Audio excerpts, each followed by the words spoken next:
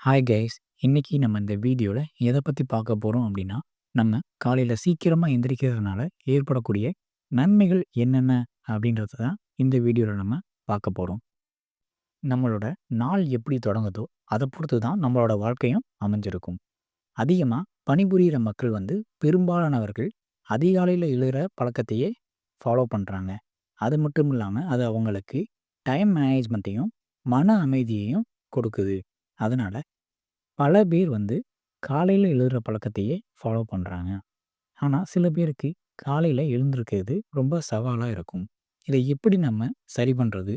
அது மட்டும் இல்லாம, சீக்கிரமா எந்திரிச்சு நம்மளோட செயல்திறனை எப்படி அதிகரிக்கலாம்? அப்படின்றத தான் இந்த வீடியோல நம்ம பார்க்க போறோம். காலையில சீக்கிரமா எந்திரிக்கிறதுனால ஏற்படக்கூடிய நன்மைகள் என்னென்ன? அப்படின்றத நம்ம வரிசையா பார்க்கலாம். முதல்ல நேர மேலாண்மை சிறக்கும். காலையில ரொம்ப அமைதியான சூழல் இருக்கிறதுனால, அப்ப ரொம்ப முக்கியமான வேலைகள ரொம்ப விரைவா நம்ம முடிக்க முடியும். 2வது, மூளையில புதிய ஆற்றல் கிடைக்கும். அதிகாலையில மூளை ரொம்ப சுறுசுறுப்பா இருக்கும். அதனால சிந்தனை திறன் ரொம்ப மேம்படும். 3வது, உடல்நலம் மேம்படும். நம்ம காலையில ஃப்ரீ டயத்துல யோகா, உடற்பயிற்சி அப்படின்றது ஒரு 1/2 மணி நேரம் செய்தோம் அப்படின்னா, நம்மளோட ஹெல்த்தும் பாதிக்காது. அது மட்டும் இல்லாம மன அமைதி கிடைக்கும். அதிரடியா காலையில எந்திரிச்சோனே வேலை செய்ய வேண்டிய அவசியம் இருக்காது.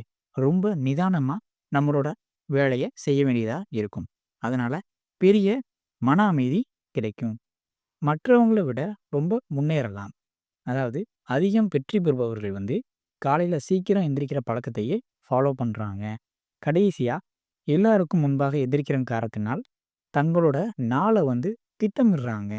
திட்டமிட்டு அந்த நாளுக்கான ஒவ்வொரு விஷயங்களையும் செய்வதன் காரணமாகவும் அவங்க முன்னேறுறாங்க. அடுத்து ஏன் பல பேத்துக்கு காலையில சீக்கிரமா எந்திரிக்க முடியல அப்படின்றதுக்கான காரணத்தையும் நம்ம பார்ப்போம். முதல் காரணமா லேட்டா தூங்குறது. அதாவது அதிக மக்கள் இந்த மொபைல் ஃபோன், Netflix, YouTube இதெல்லாம் ரொம்ப லேட் நைட் வரையும் பார்த்துட்டு, இதனால அவங்களுக்கு கிடைக்கக்கூடிய இரவு உறக்கம் அப்படின்றது சுத்தமா இல்லாம போறதுனால, அவங்க காலையில ரொம்ப லேட்டா எந்திரிக்கிறாங்க. 2வது தவறான உணவு பழக்கம். இது நைட்ல ரொம்ப அதிகமா சாப்பிட்டு, அது மட்டும் இல்லாம ரொம்ப கொழுப்புள்ள அதிக உணவுகள இங்க எடுத்துக்கிற காரணத்தினால, அவங்களுக்கு அந்த உணவு பழக்கத்தினாலேயும் தூக்கம் கெடும். அது மட்டும் இல்லாம தெளிவற்ற தினசரி திட்டம். இந்த நாளுக்கு நான் என்ன செய்ய போறேன்? காலையில நான் இந்த வேலையெல்லாம் செய்ய போறேன் அப்படின்ற திட்டமிடல் இல்லாத காரணத்தினாலேயும் அவங்க லேட்டா எந்திரிக்கிறாங்க. அது மட்டும் இல்லாம இந்த மொபைல் மற்றும் ஸ்னூஸ் அலார பழக்கம் இது ரொம்பயும் பாதிக்குது. காலையில நம்ம லேட்டா எந்திரிப்போம். அது 5 நிமிஷம் கழிச்சு எந்திரிப்போம். ஒரு 10 நிமிஷம் கழிச்சு எந்திரிப்போம் அப்படின்றதுக்காக தள்ளி போட்டுக்கிட்டே இருக்கிறதுனாலயும் இது நெறைய பேர்னால காலையில சீக்கிரமா எந்திரிக்க முடியல. இப்ப காலையில சீக்கிரமா எந்திரிக்காதனால ஏற்படக்கூடிய விளைவுகள் என்னென்ன அப்படின்றத நம்ம பார்ப்போம். முதல்ல நேர மேலாண்மை அப்படின்றது சுத்தமா இருக்காது. இதனால நம்ம நினைச்ச வேலைய சரியான நேரத்துல செய்ய முடியாது. அது மட்டும் இல்லாம ரொம்ப லேட்டா வேலை செய்ற பழக்கமும் இருக்கும். இப்ப காலையில 8 மணிக்கு எந்திரிச்சு அந்த வேலைய முடிக்கணும் அப்படின்னு நினைச்சோம் அப்படின்னா, 1 மணி நேரம் தாமதமா தள்ளி போகும். அடுத்ததா உடல்நலம் பாதிக்கப்படும். ஒரு சரியான உடற்பயிற்சி, உணவு பழக்கம் இது இல்ல அப்படின்னாலே, நம்மளோட உடல்நலம் பாதிக்கப்படும். அது மட்டும் இல்லாம, மன அழுத்தம் ரொம்ப அதிகரிக்கும்.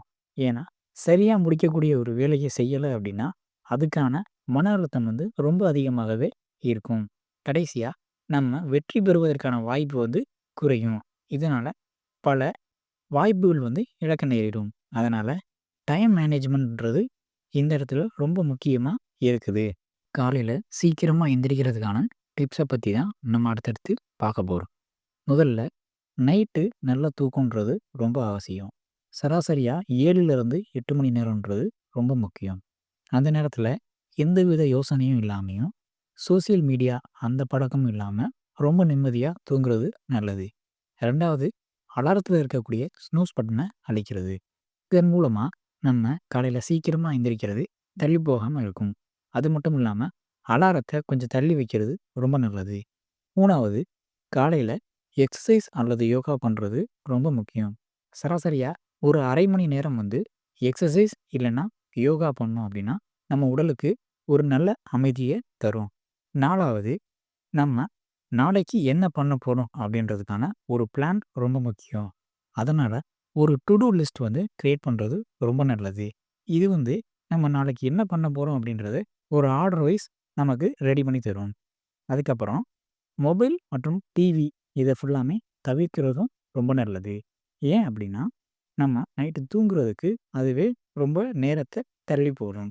அது மட்டும் இல்லாமல் ஒரு 2 மணி நேரத்துக்கு முன்னாடியே மொபைலை, டிவி இது எல்லாத்தையும் அவாய்ட் பண்ணுறது ரொம்ப நல்லது. அது மட்டும் இல்லாமல் கடைசியாக ரொம்ப முக்கியமாக சில பெரிய பெரிய இலக்குகளை வைக்கிறது நல்லது. முதல்ல ஒரு சிறிய இலக்கையும் அடுத்து ஒரு பெரிய இலக்கையும் வைக்கணும். அதாவது இதுவே ஒரு பெரிய முன்னேற்றத்தை நமக்கு தரும். இந்த வீடியோ உங்களுக்கு பயனுள்ளதாக இருந்துச்சு அப்படின்னா கீழே இருக்க கமெண்ட் செக்ஷனில் உங்களோட கருத்து என்னன்றதையும் நீங்கள் சொல்லலாம்.